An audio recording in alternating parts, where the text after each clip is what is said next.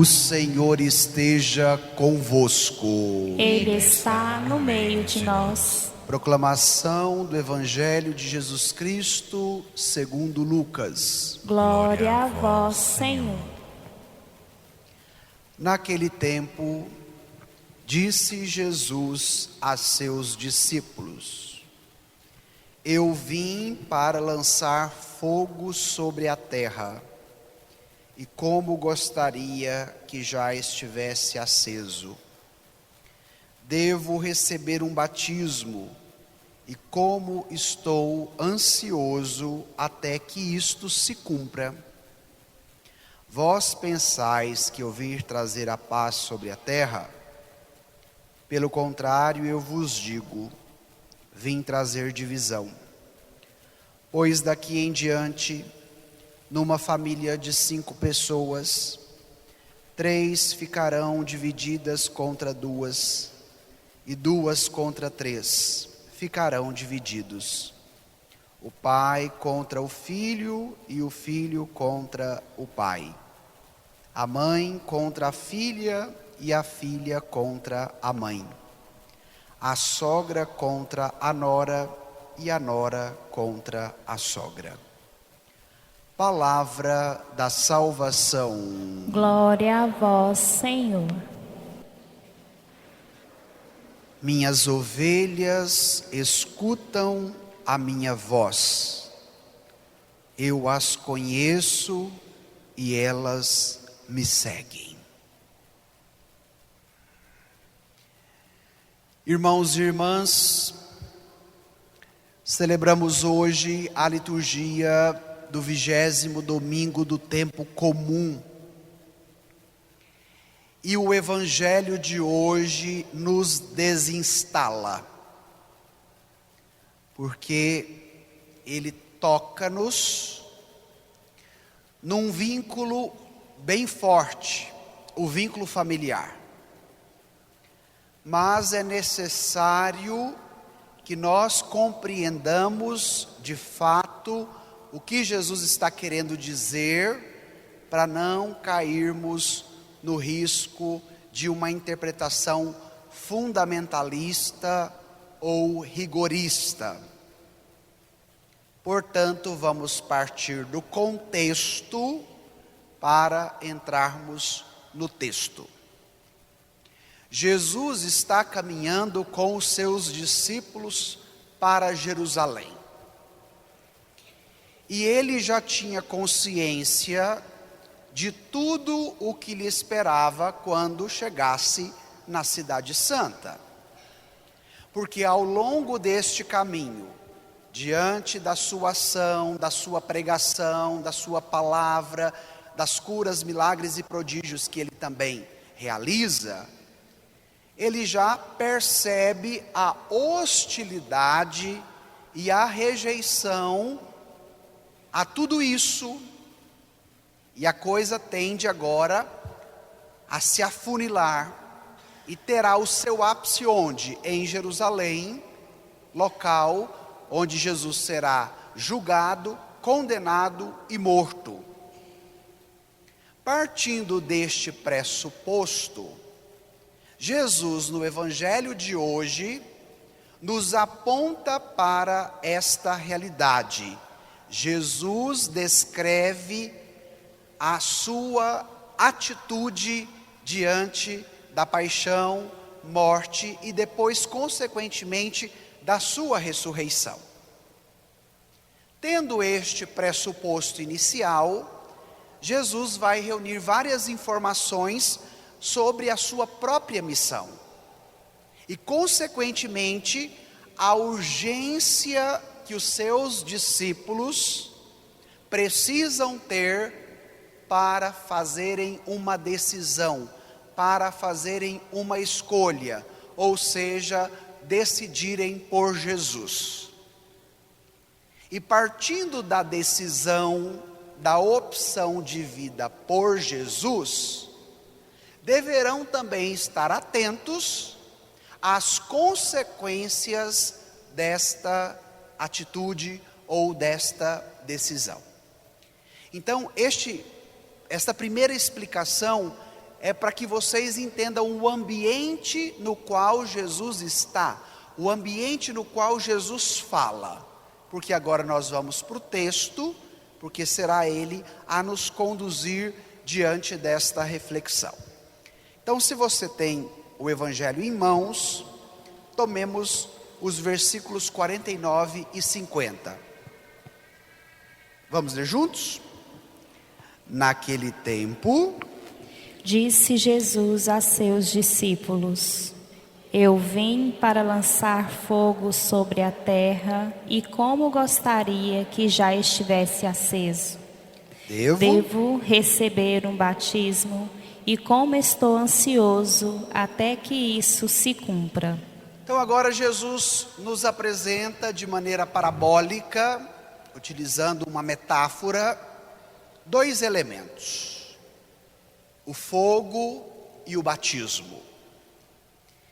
E por que Jesus utiliza estes dois elementos?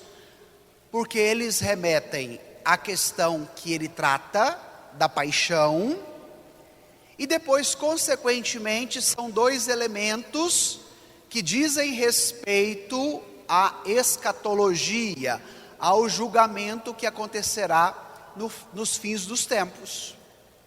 Agora precisamos entender que tipo de fogo é este e que tipo de batismo é este que Jesus deseja. Eu vim para lançar fogo, eu devo receber um batismo. O fogo que Jesus está falando é aquele que acompanha o juízo de Deus nas cenas escatológicas. É aquele fogo que diz respeito à purificação. Então, qual é o embate que Jesus trava diante de todo esse contexto que nós estamos meditando? Não é contra a pessoa humana. O embate que Jesus trava é contra a força do mal. O caminho que Jesus está fazendo para Jerusalém, que vai resultar na sua morte, tem uma única finalidade: vencer o mal que age em meio à humanidade. E diante deste entrave, diante deste combate, é necessário um fogo que seja capaz de purificar. É necessário um fogo que venha sobre os discípulos, como aconteceu em Pentecostes, que seja capaz de os reinflamar novamente para a vida de fé e para a missão. E diante desta perspectiva, nós precisamos hoje deste fogo que Jesus fala-nos. O fogo que é capaz de purificar e o fogo que é capaz de reinflamar em nós o desejo e a força de Deus pela graça do Espírito Santo. Porque necessitamos também de purificação diante do pecado e do mal que muitas vezes nos alcança. E consequentemente precisamos de sairmos deste marasmo, ou desta tibieza, ou até mesmo desta indiferença que vivemos. Isso tem me preocupado muito nos últimos tempos. Olhar para as diversas realidades nas quais nós estamos inseridos e percebermos o que da nossa parte, gente? Um esfriamento, um desânimo, como se tudo estivesse acabado. Então, o fogo tem duas finalidades: purificar e reinflamar.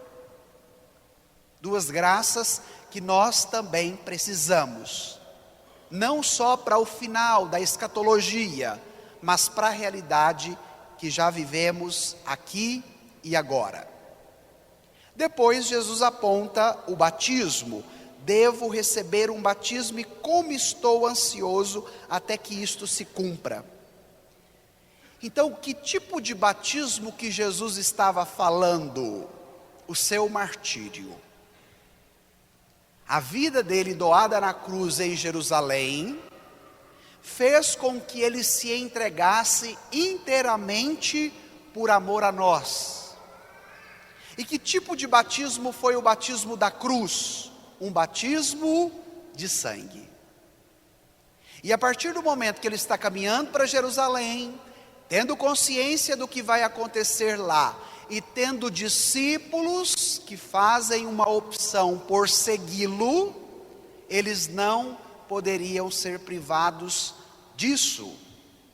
Jesus não tinha como finalidade enganá-los daquilo que ele experimentaria. Pelo contrário, Jesus já vai os preparando, porque o discípulo é como o mestre. O mestre não é maior do que o discípulo. Jesus vai dizer isso em outro trecho do Evangelho. Então, se o mestre vai passar por um batismo de sangue, ou seja, vai entregar a sua vida plenamente, mesmo que isso tenha um alto preço, ou seja, a morte de cruz, os discípulos, na eleição que fazem por caminhar com o Senhor, deverão ter esta consciência e, mais do que isso, estarão disponíveis para o mesmo caminho. E aqui, minha gente, a coisa tende a tensionar, porque de repente nós até queremos seguir Jesus, mas esse Jesus que me fala de um martírio de sangue, que me fala de um batismo de sangue, será que eu estou de maneira interior predisposto a segui-lo e, se for necessário, experimentar também esta realidade? Hoje, o Evangelho deve nos provocar nesta perspectiva. Partindo daí, o batismo e o fogo, como eu dizia no início, estão neste contexto do julgamento final, da escatologia e, consequentemente, da missão que Jesus já vive na sua ida para Jerusalém. E partindo desta mesma realidade, temos aqui as características das tribulações dos finais dos tempos. Vamos ao texto? Agora no versículo 51 e 52. Leiamos juntos. Vós pensais que eu vim trazer a paz sobre a terra? Pelo contrário, eu vos digo, vim trazer divisão. Pois daqui em diante, numa família de 5 pessoas, 3 ficarão divididas contra 2 e 2 contra 3. Olha, padre, que negócio é esse? A visão que eu tenho de Jesus é da paz. E agora, será que o Evangelho está contradizendo? Não. É necessário, como eu falava no início da pregação, uma reta compreensão da palavra. Por que Jesus apresenta a divisão? Porque muitos dos que o seguiam queria que Jesus lhes desse a paz deste mundo.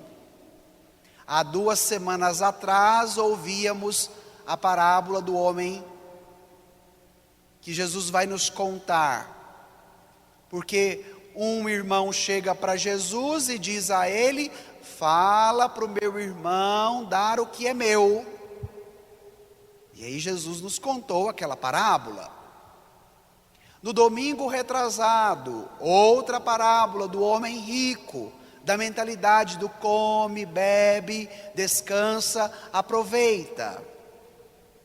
A paz que o mundo quer nos dar, principalmente através das coisas e dos bens materiais. Esse tipo de paz material, carnal, não é a paz de Jesus. Por isso ele diz que ele veio para trazer a divisão. Em que sentido? Que a paz que ele nos oferece fruto da sua ressurreição não é apenas a ausência de um conflito, de uma guerra, mas a paz que Jesus nos oferece é aquela capaz de vencer o mal. E partindo deste pressuposto, ele, caminhando para o ápice da sua missão, que resultaria na luta e na vitória contra o mal, ele vai dizer hoje para nós: todos aqueles que fazem a opção pela minha pessoa, pela minha palavra, por seguir-me, não passará por uma outra realidade diferente da minha. Porque no discipulado é necessário uma eleição de vida. E esta eleição consciente e ao mesmo tempo persistente pela virtude do coração, gerará nos ambientes onde estamos inseridos a divisão. E agora Jesus parte do ambiente primário. Jesus parte dos vínculos mais fortes que nós temos. E quais são eles? Os vínculos familiares. Ai, Padre Max, como é que é esse negócio aí? Hoje, Dia dos Pais, a segunda semana de agosto, rezamos pela vocação matrimonial, e agora vem esse evangelho nos falando de uma família de 5 pessoas, que 3 ficarão divididas contra 2. E diante desta provocação, cada qual também tem a sua família, deve pensar: que tipo de divisão hoje eu tenho vivido na minha família? Esta é a primeira pergunta. E depois a segunda pergunta, que é a mais séria: quais são os motivos que levam a esta divisão? Porque quando Jesus fala de uma família de 5 pessoas, que 3 ficarão contra 2, ele está falando de uma opção que se faz pelo caminho dele, pela sua palavra, pela sua pessoa, na luta contra o mal e na abertura para o fogo e para o batismo. E esta opção por Jesus, muitas vezes vai ser respondida com uma indiferença, com uma crítica e de repente até mesmo com as costas viradas àquele que escolhe caminhar com Jesus. Mas qual é o desafio maior hoje de trazer esse evangelho para a nossa vida? Que pode ser que as divisões que hoje vivemos dentro de casa e dentro da família não é consequência pela opção que fazemos por Jesus, mas de repente estas divisões acontecem pelo contrário. E diante da palavra, cada qual que a escuta deve fazer uma opção, uma eleição que é de vida. Porque se Jesus na cruz vence o mal, que seria o motivo maior desta oposição, aqueles que o seguem também não deverão temer o mal, mesmo que ele se dê contra você.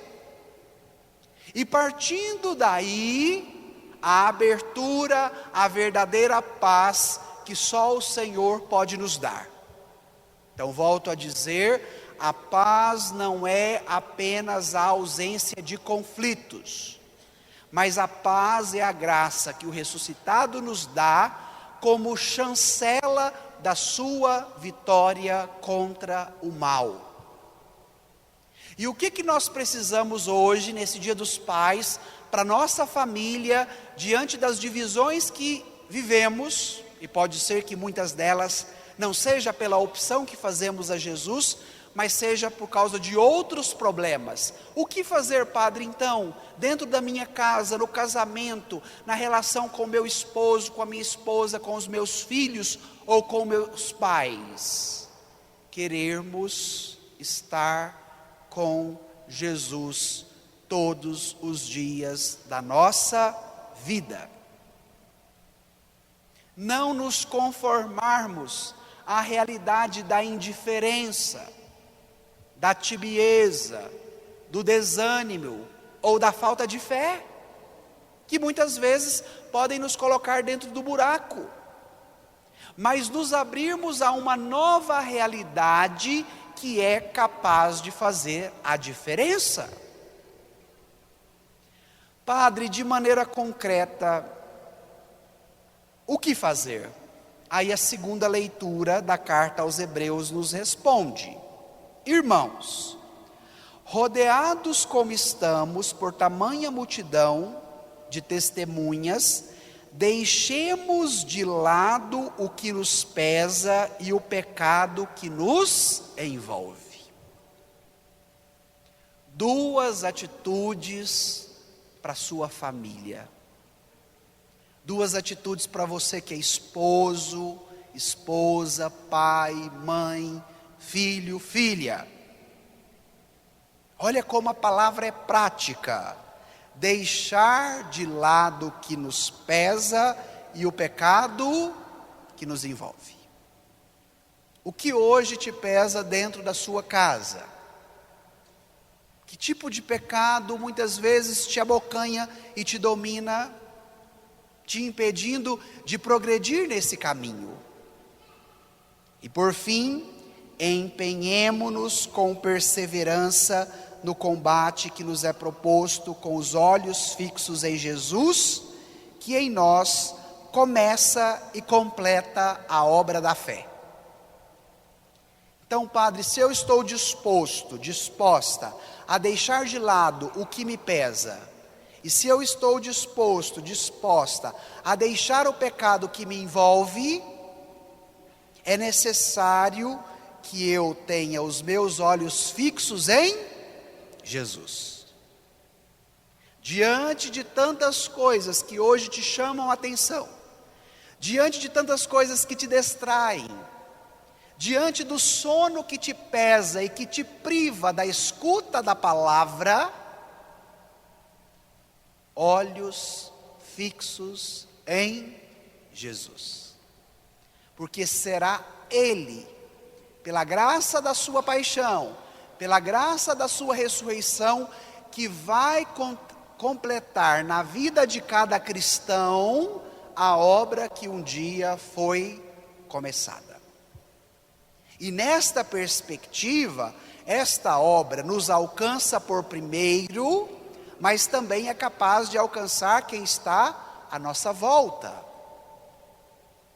As divisões que você, de repente, enfrenta dentro da sua casa, é consequência da opção radical que você faz no seguimento a Jesus, ou tem outros motivos? Depois, em vista da alegria que lhe foi proposta, suportou a cruz, não se importando com a infâmia, e assentou-se à direita do trono de Deus. Pensai, pois, naquilo que enfrentou, uma tal oposição por parte dos pecadores, para que não vos deixeis abater pelo desânimo. A divisão que Jesus traz na sua entrega de vida e na sua paixão para vencer o mal que nos aflige e que nos maltrata, é para que nós nele, fazendo esta nova experiência do seguimento, não permitamos com que sejamos abatidos pelo desânimo. Qual é o desânimo que hoje te abate? Qual é a situação que você tem experimentado, de repente, no casamento, na relação com os filhos, com os pais, na vivência da família, que causa em você este abatimento ou este desânimo? Por que fazer este exame de consciência? Para que diante dele diagnostiquemos o que pode fazer a diferença. Isso acontece numa consulta médica. Quando você vai ao médico, ele procura como é que você está. E você, não estando bem, vai falar do que você está sentindo. Tenho essa dor, estou com esse desconforto, estou sentindo isso, estou sentindo aquilo. E diante do que você apresenta, é necessário escutá-lo para que ele te dê a indicação do que fazer para superar a dor, o desconforto e a doença.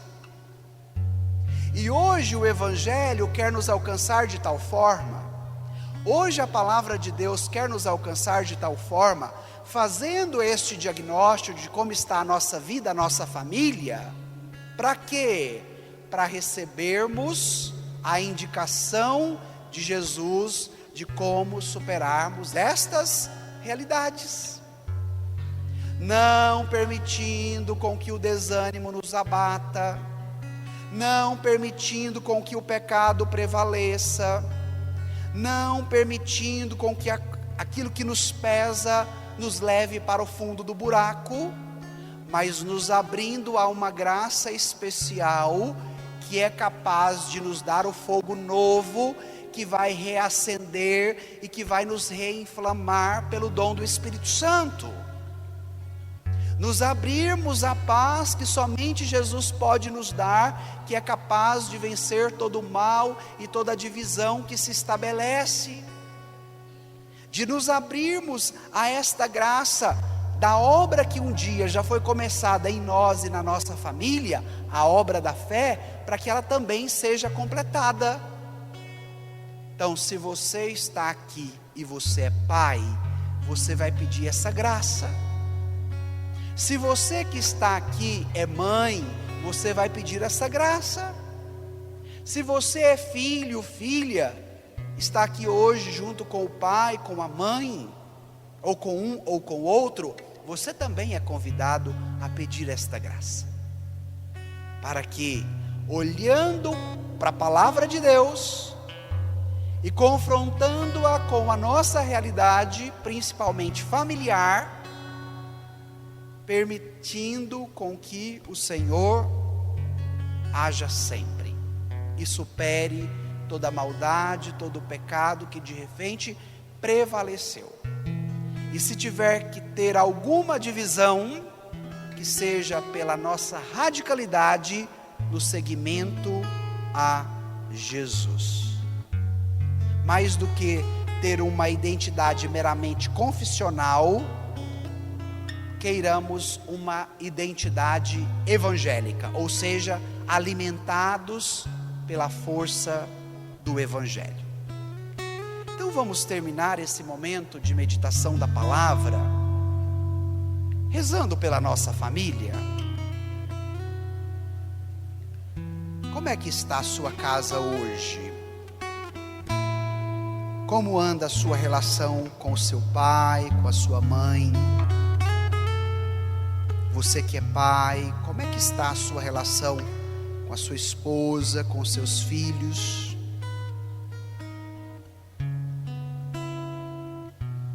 Então agora, peça a graça de Jesus para estas pessoas, para você e para todas as realidades que agora vêm ao seu coração.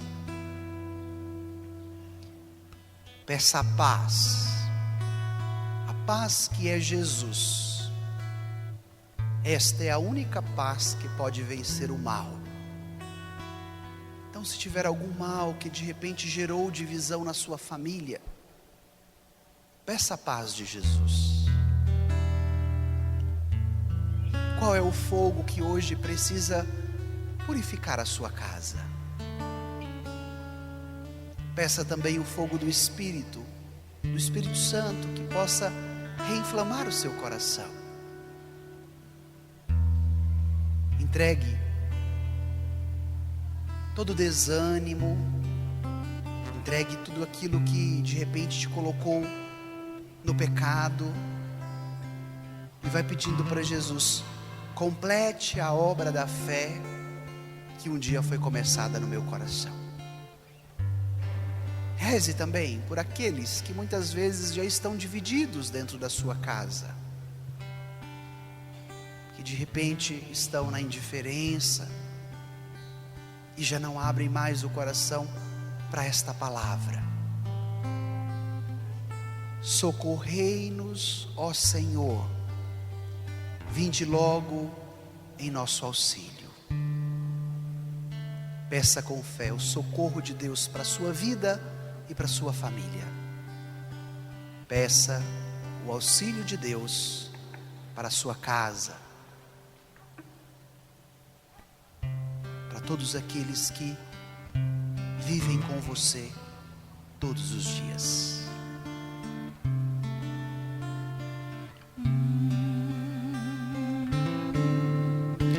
Que a família comece e termine sabendo onde vai, e que o homem carregue nos ombros a graça de um pai, que a mulher seja um céu de ternura, conchego e calor, que os filhos conheçam a força que brota do amor. Abençoa, abençoa, Senhor, as famílias. Amém. Abençoa, Senhor, a minha também. Abençoa, Senhor, as famílias. Amém.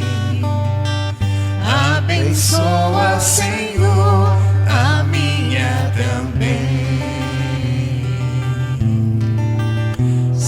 Se você estiver com alguém da sua família, agora aqui na missa, pegue na mão dessa pessoa. De repente, seu filho, sua filha, seu pai, sua mãe, seu esposo. E de mãos dadas com quem você está da sua casa, faça essa experiência hoje de renovar a fé da sua família em Jesus, porque você não está sozinho. Mesmo que passe pelo vale tenebroso, Jesus está contigo.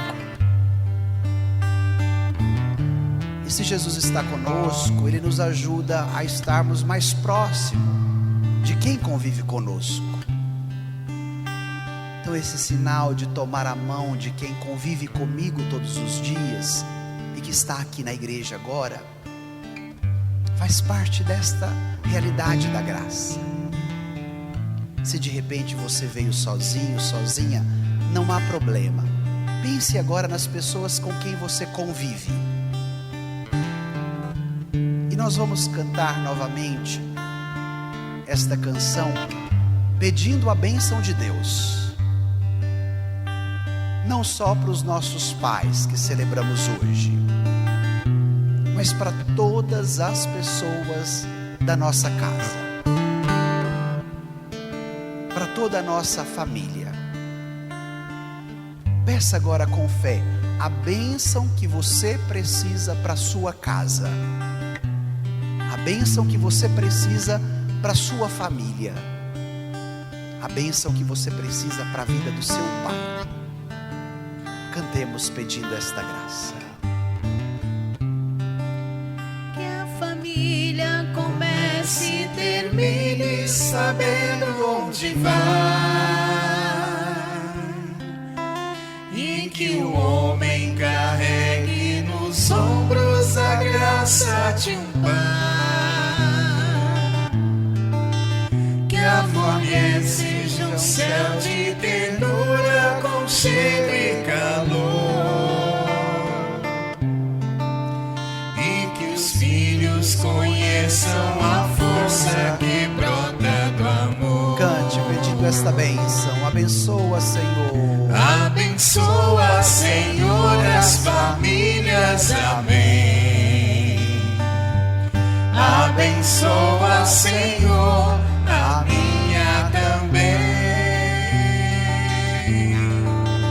Abençoa, Senhor, as famílias. Amém.